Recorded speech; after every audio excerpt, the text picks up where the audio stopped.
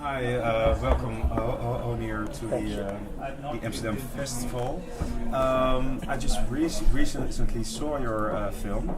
My first impression was that it was a quite complicated story to tell. And I want to ask you, what is the reason why you chose to communicate this message, which is in the movie? Of people who, in my perspective, have some kind of a crisis. I think that first of all the stories that are there in the film are all inspired by real life stories of people whom I know, so experiences which is direct and indirect, and stories that touch me and make me. There's a lot of things happening around me in my country and things that disturb me, and I feel that one of the only. I don't like being passive. I don't want to see myself as a passive watcher.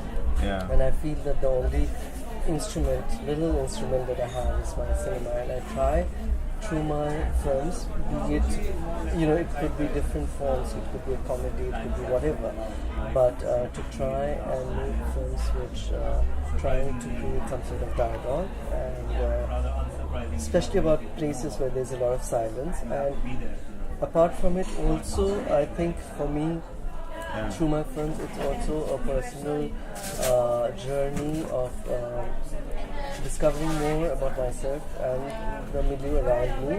Yeah. And so it's a growth of myself as a filmmaker and as a person. I mean, I think that's extremely important for me. But what is your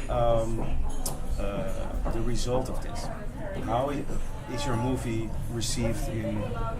I think my first film was a film called My Brother Nikhil, and I came actually. It's very strange to come back here because with my first film I came in 2006 to Amsterdam for a screening, and again in 2008 I screened at Rialto itself. So it's nice to be back again here at the same theatre, and that was the first mainstream Bollywood Hindi film where the central protagonist was gay.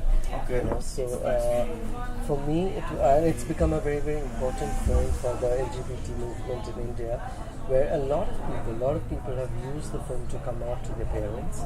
Okay. It's been used for just showing it to people and having talking of acceptance.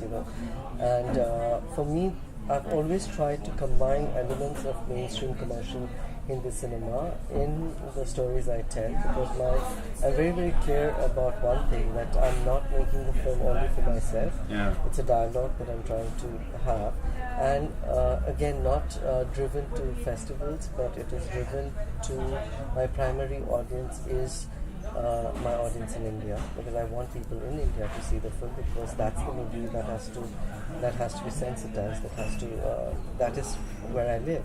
Yeah, of course. And all my films, even my first film, it released over 65 screens all across India. Okay. And the DVDs especially do very well, because a lot of people, especially men, are insecure about going to the theatre and watching the film, because they think, okay, if I go to this film, I'll be considered gay. So yeah, and then you have to they all, pick up the DVD and watch it at home. But what inspires you? I mean, what's your biggest inspiration? What's my biggest inspiration is to just discover more about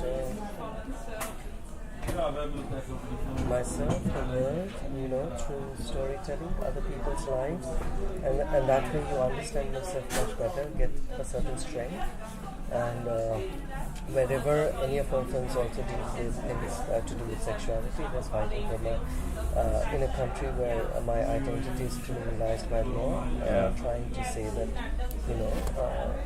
it's the biggest democracy in the world. It's perhaps the biggest number of gay and lesbian people who are deprived of the basic democratic rights. And I feel very strongly about